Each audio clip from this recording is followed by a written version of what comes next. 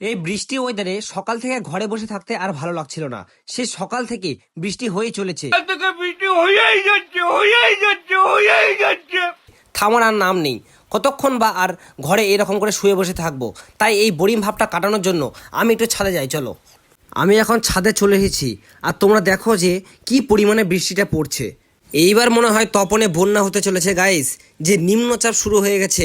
আর এইদিকে বৃষ্টি জলে ছোঁয়া পেয়ে গাছগুলো যেন আবার নিজের প্রাণ ফিরে পেয়েছে। হবেই না বা কেন, কয়দিন যে গরম গেল, বাপরে বাপ। তো আর কি বন্ধুরা, এই বৃষ্টি ওয়েদারে এক কাপ চা না হলে কি চলে? তো আমি চট করে গিয়ে নিচ থেকে এক কাপ চা করে নিয়ে আসি। আমি চায়ের কাপ নিয়ে চলে আসছি। সো আমি এখন চায়ের কাপে চুমুক দিতে দিতে এই ওয়েদারের মজা নিতে থাকি।